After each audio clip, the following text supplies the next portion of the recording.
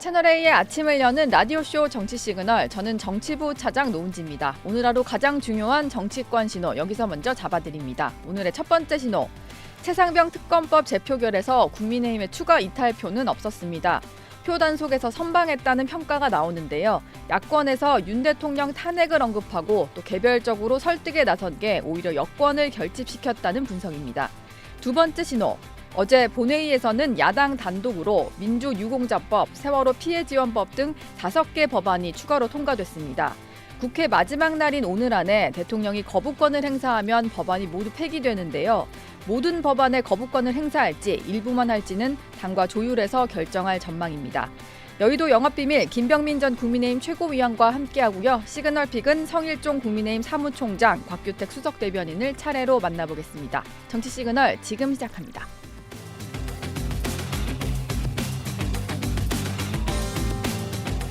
네, 여의도의 영업비밀을 풀어주실 김병민 전 최고위원 모셨습니다. 어서 오세요. 네, 안녕하세요. 반갑습니다. 예, 일단 어제 특검법 얘기부터 해봐야 될 것 같습니다.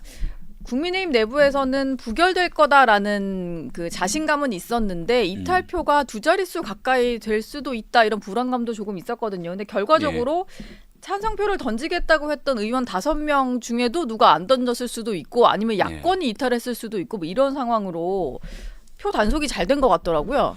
일단은 국민의힘에서 5명 국회의원이 찬성을 하겠다고 공개적으로 선언했기 때문에 투표장 안에 들어가서 밖에 찬성한다고 지지층들한테 굉장히 비난을 받고 여기에 들어가서는 반대 버튼을 누르는 건 아무런 실익이 없잖아요. 그렇죠. 그래서 저는 5명은 찬성 버튼 눌렀을 거라 봅니다. 그럼 115표의 반대 무효가 나왔기 때문에 그럼 여기 5명이 찬성을 갔으면 누군가가 반대 무효로 왔다는 거잖아요. 그렇죠. 그리고 민주당의 이탈이 5개, 최소 5개는 있었을 거다. 그리고 국민의힘에서 오늘 박주민 의원이 하는 얘기 들어보니까 5명 말고도 1명은 반드시 찬성을 하겠다고 얘기를 했다는 겁니다.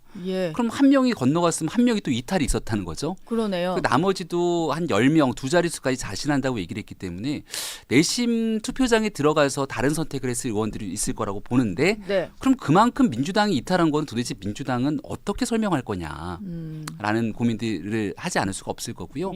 과유불급이라고 생각합니다.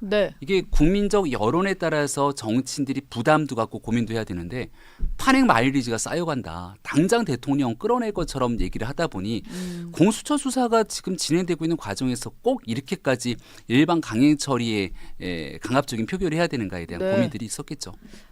오히려 야권에서도 너무 나가는 것에 대한 부담이 좀 있었을 수 있다, 뭐 이렇게 보이는 것 같고, 그리고 이게 최상병 특검법 이번에 부결시켰지만 아예 특검 안 하겠다라는 건 또 아니잖아요. 미진하면 특검을 먼저 요구할 수 있다는 게 대통령 입에서도 나온 얘기인데, 민주당은 어쨌든 이걸 22대 국회에서도 곧바로 다시 발의를 해서 재추진하겠다, 이런 입장인 것 같아요. 근데 22대 국회 상황은 좀 다르다 보니까 의석 지형을 봤을 때 여당이 108석이잖아요. 그러면은 8표만 이탈을 해도 만약에 거부권이 행사돼서 돌아왔을 때 다시 통과가 될 수 있는 상황인데 22대 국회는 좀 전략을 바꿔야 되지 않을까요? 제일 중요한 건 국민 여론입니다.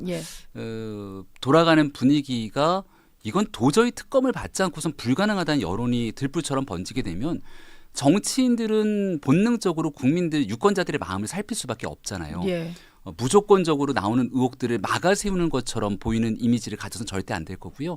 근데 지금 현재 공수처 수사가 꽤 빠르게 속도를 내고 있어서 어제 저녁부터 오늘 아침까지 새로운 뉴스들이 막 나오지 않습니까? 국방장관이 통화했던 내용들. 그 수사가 잘 진행되고 있다는 얘기 아닌가요? 그리고 그 수사 결과에 따라서 공수처 수사가 미진하면 특검을 먼저 자청하겠다, 대통령도 얘기한 마당이기 때문에 22대 국회 시작하자마자 21대 마지막에 민생법안 다 폐기하고 22대 넘어왔는데 국민들의 삶에 관한 문제보다 공수처 수사되고 있는 상황에도 불구하고 이 이슈만 계속 끌고 가게 된다면 정치적인 부담을 민주당도 가질 수밖에 없다라고 생각합니다. 사실 민생 법안도 처리를 해야 되는데 어제 이것 때문에 막 일방적으로 단독 처리하는 모습으로 또 마지막 국회가 마무리가 되다 보니까 뭐 저도 국민의 입장으로서는 좀 보긴 안 좋더라고요. 민주유공자법 이런 거 처리하고 대통령 거부권 행사하면 22대 들어서 또 그것부터 시작하겠죠. 이런 모습들이 쌓이면 이러려고 범야권이 190석 넘게 몰아준 거야라고 하는 국민적 볼매 목소리가 더 커져 나올 수 있다. 어제 뭐 국회 상황은 그렇고요.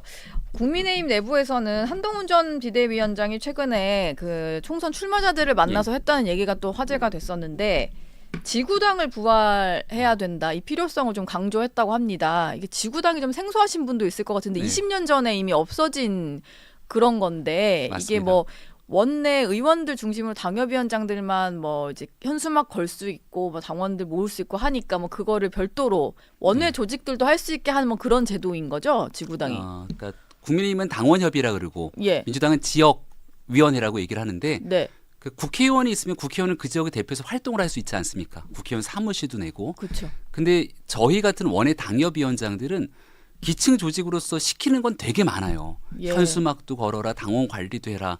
근데 법상으로 각 지역의 당협은 없는 존재입니다. 그러니까 서울시, 경기도 등 광역시도당까지만 법적 지위를 갖고 있고 광진갑 당원협의회, 뭐 광진갑 지역위원회 이런 거는 없는 존재예요. 그러니까 사실상 거의 불법인 상황 속에서도 하라고 선관위부터 중앙당까지 이걸 막 떠미는 상황이니까 법적 지위가 없는 상태에서 움직이려면 굉장히 어렵고요. 그리고 여기다가 현수막 걸고 사무실 내고 하면 돈이 적지 않게 들어가겠죠. 그렇겠네요. 최소 수백만 원 이상씩 돈이 막 나가게 되는데 그럼 돈 없는 사람은 정치하지 말라는 거냐. 이렇게 이 원외위원장들이 고충들 목소리가 커져 나옵니다. 그래서 작년도에는 민주당에 있는 원외위원장 협의회에서도 이거 합법화시키고 소액의 후원금 받을 수 있게 해줘야 된다 얘기를 했고 국민의힘도 당협위원장, 원외위원장 사이에서는 이 목소리가 굉장히 크거든요. 한동훈 위원장이 아마 봤을 때는 이번 선거 끝나고 나서 수도권은 전멸했잖아요. 그렇죠. 전멸했는데 움직일 수 있는 뭔가 나름대로의 그 본거지들 그리고 움직일 수 있는 공간들을 합법적으로 마련해 주지 않으면 아니 누가 역량 있는 사람이 와서 수도권에 당협위원장하고 정치 준비하겠냐. 그래서 요거는 좀 부활해야 된다는 목소리를 전국 정당화 그리고 수도권에서 열세인 국민의힘이 좀 나름대로 젊은 정치인들도 정치를 할 수 있는 꿈을 꾸게 만들자라고 하는 측면에서 이 얘기를 꺼냈다고 생각을 합니다. 그러니까 지금 사실 그 법상으로는 존재하지 않는 조직이다 보니까 뭐 약간 불법과 합법의 경계를 넘나들면서 정말로 이제 조심하게 활동을 해야 되는 거고 비용도 많이 드는 문제가 있다 보니 이걸 지구당을 부활시키면 중앙당에서 어떤 예산 지원도 하고 관리를 할 수 있겠다 이런 구상인 것 같아요. 근데 이 취지를 뭐 수도권과 청년을 공략하기 위한 거다라고 설명을 했다는데 저는 뭐 지구당 부활 이 단어를 떠나서 이런 것들 와닿으세요? 지구당 부활이요.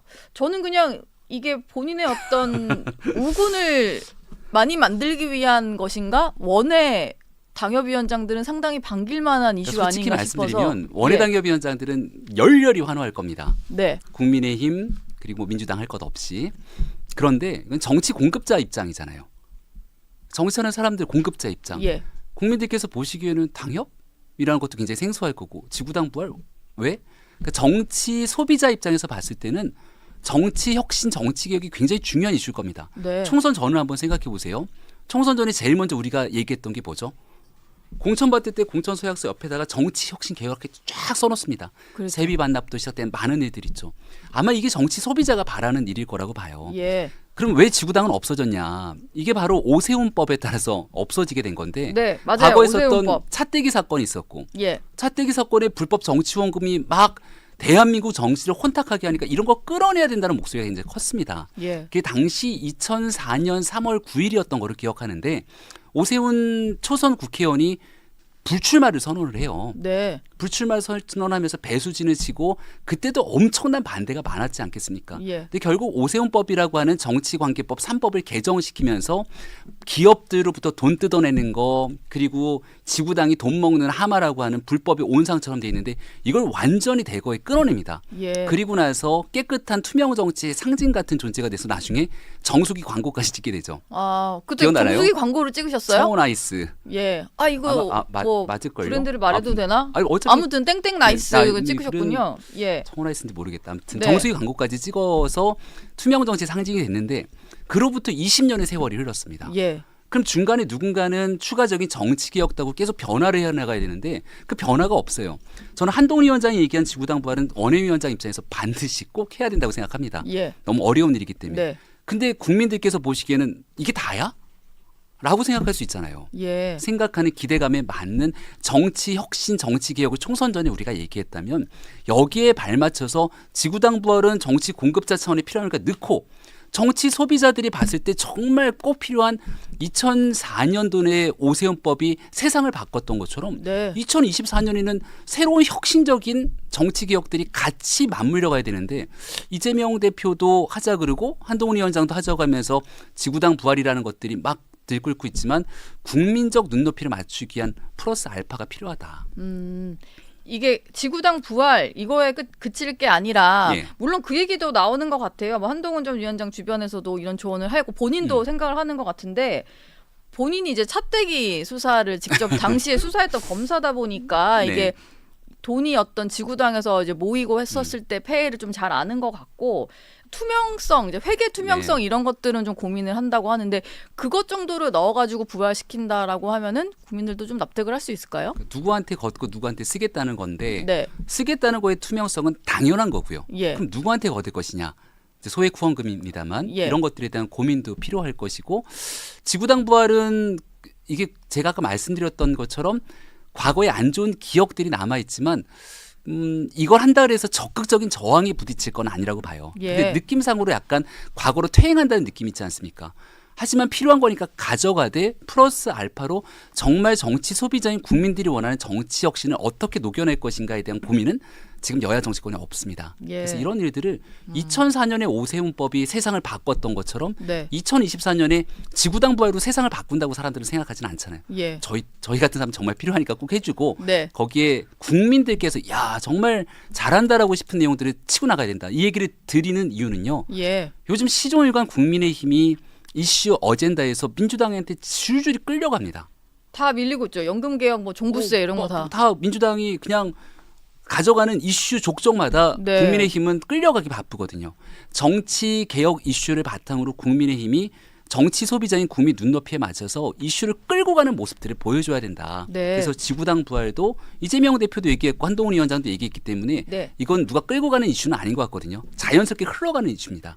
자연스럽게 흘러가는 이슈에 누가 더 정치 혁신에 관한 깃발을 하나 더 꼽느냐. 그래서 그 주도권을 가져와야죠. 예. 오세훈법 당사자인 오세훈 시장은 혹시 뭐 이거에 대해서 대화를 나눠 보셨나요?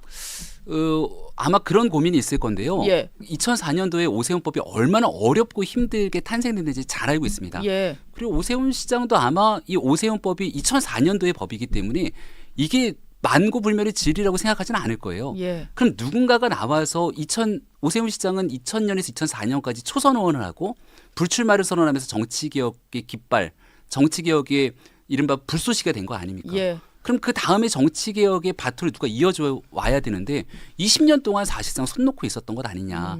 이런 고민이 있지 않을까 싶은데요. 예. 그래서 여기에 대해서도 좀 한마디 같이 어떤 입장인지를 얘기를 좀 들어보면 좋겠습니다. 초대 한번 해주세요. 예. 오세훈 시장도 한번 얘기 들어보고 싶네요. 정치 시그널이 초대하는 것도. 정치 시그널 저희 사실 첫 방송 때 나와주셔가지고 한번 다음에 모셔서 직접 좀 네. 여쭤봐야 되겠습니다.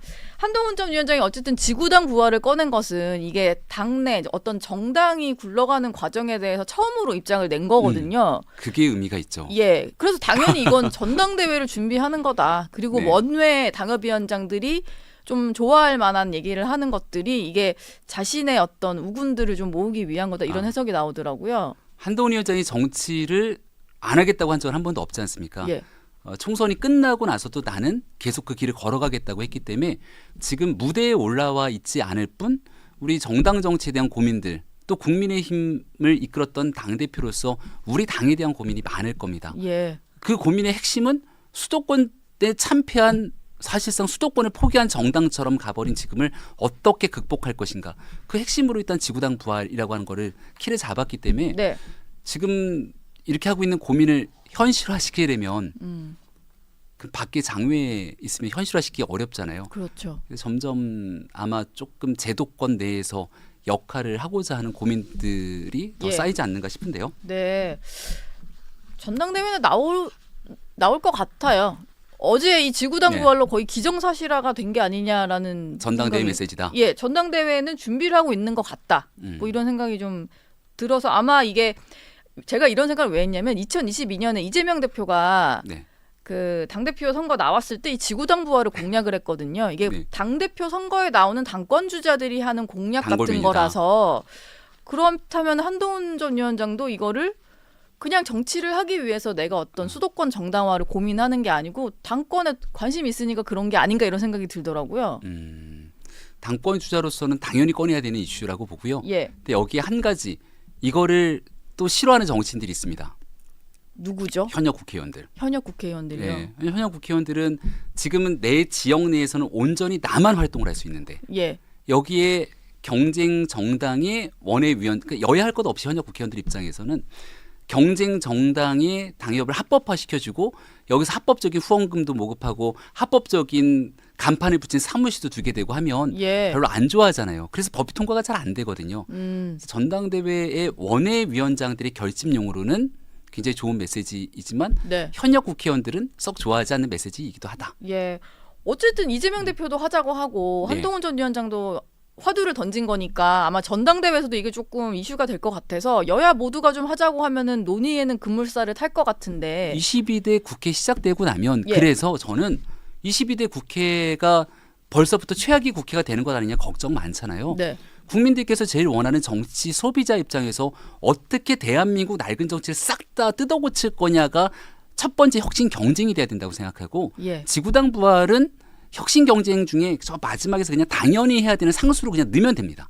그리고 국민들이 그렇게 큰 관심이 아니기 때문에 예. 여야의 이견이 없잖아요. 상수로 집어넣고 네. 대신 국민들께서 이거 하나 하자고 정치 혁신하는 거야라고 볼 수 있기 때문에 예. 여기에 진짜 국민들이 원하는 것들이 다 집어넣어줘야죠. 뚱뚱하게. 다른 혁신 같은 것들을 넣어서 네. 처리를 해야 된다. 할 게 정말 많거든요. 예. 하긴 뭐 국민의힘이 총선 전에 공약했던 약속했던 것만 거 엄청 많잖아요. 다 하려고 해도 네, 그거 다 법 예. 처리하고 예. 또 세비도 좀 깎자 그랬잖아요. 네.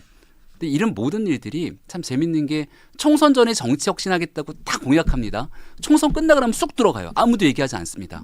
그래서 언론에서 자꾸 상기를 시켜줘야 돼요. 네. 너네 약속했던 거 지키라고. 예. 알겠습니다. 네. 좀 상기를 시키겠습니다. 지구당 부활은 그렇고요. 전당대회 그 선관위원장이 임명이 되면서 아마 전당대회 선관위원도 곧 임명이 될 것 같고 전대는 한 7월 안에 치러지지 않을까 이런 전망들이 나오는데 당 일각에서는 지도 체제 자체를 좀 바꿔야 된다는 얘기가 좀 나왔었어요. 집단지도 체제로. 예, 룰 변경을 네. 같이 얘기를 하면서 지금은 단일 지도 체제라서 대표랑 최고위원 따로 뽑는 건데 네. 그냥 다 같이 뽑아서 뭐 2, 3, 4위가 같이 최고위원 들어간 이거 집단 지도 체제로 가자 이런 얘기가 좀 일부 나왔었는데 원래 이거는 그냥 뭐 천목회 이런 데들에서 요구를 했던 부분으로 알려져 있었거든요. 천목회 그 초기에 몇몇 사람들의 주장이고 예. 전체 구성원들의 총의는 아니입니다. 그래요? 지금 네. 이게 여전히 좀 내부적으로는 네.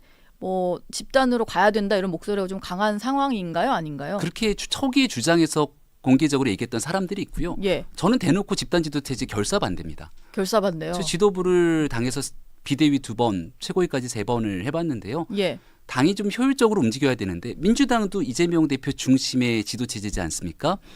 그러니까 당 대표가 주요 의사결정권을 갖고 최고위원들이 함께 당 운영에 참여는 하되 여기서 대표의 이 당 운영권을 존중을 해줘야 되거든요. 네. 근데 집단 지도 체제는 뭐가 차이가 있을까 고민하실 텐데 전당대회 때 당대표 최고위원 구분 없이 다 나옵니다. 그래서 1등은 대표하고 2등, 3등, 4등, 5등을 최고위원 하는 거예요. 예. 선거 때 죽도록 멱살 잡고 싸웠는데 네. 이분들이 딱 앉아갖고 같이 있습니다. 더군다나 이분들이 대통령 선거로 가는 길이 경쟁자예요. 그럼 대표가 하는 길에 사사건건 발목 잡지 않겠습니까? 네. 가장 대표적으로 집단 지도 체제를 기억하는 분들은 김무성 당대표, 서청원. 2등 서청원 최고위원. 예. 이때도 김무성 대표, 서청원 최고위원 박근혜 정부 시절에 서로의 이해관계가 굉장히 상충됐었고 네. 그 최고위가 어떤 역할하고 끌고 왔는지 국민들이 다 보시지 않았습니까? 물론 대표 중심으로 하는 단일 집단 지도 체제가 예. 완벽한 제도는 아닙니다만 네. 적어도 현재 있는 현대 정치에서는 집단 지도 체제로 운영되고 있는 정당들, 뭐 민주당도 그렇고 우리가 찾기 어려운 상황이라면 네. 거기엔 다 이유가 있다 생각합니다. 그래서 그런지 최근에는 그 친윤계에서 오히려 예. 그러다 보니 집단 지도 체제를 원할 거다. 이게 한동훈 전 위원장의 대세론을 꺾을 수 없다면 2, 3, 4등이 최고위에 들어가서 네.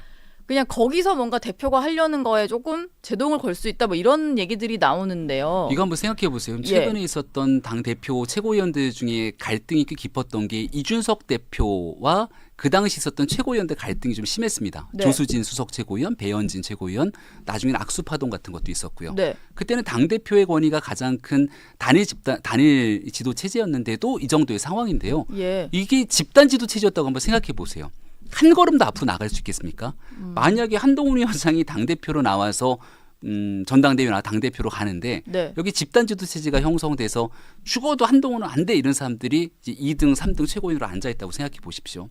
그러면은 뭔가 개혁과 혁신의 드라이브를 걸고 싶어도 할 수가 있겠습니까? 예. 그래서 이게 좋은 뜻을 갖고 이렇게 운영하려고 한다면 모르겠는데 적어도 지금의 국민의힘 당 상황은 아직까지 갈등이 꽤 많이 노정돼 있다고 생각을 합니다. 네. 그래서 강력한 리더십으로 이 문제를 풀어가기 위한 그 대표에 좀 힘을 실어주고 누가 됐든지 간에 예.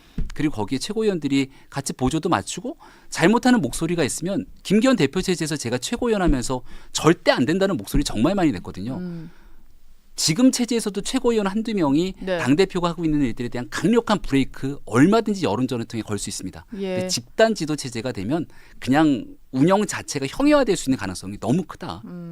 친윤에서도 그럼 이걸 굳이 원하지는 않을 수도 있겠네요. 만약 내가 정말 원하지 않는 당대표가 될 게 확실하다면 네. 거기에 저 당대표가 일하지 못하도록 옴짝달싹 못하게 알박기 형태로 집단지도 체제 최고위원 한두 명을 넣겠다라는 심산이 아니라면 네. 이 제도를 가서 얻을 수 있는 실익이 무엇인가?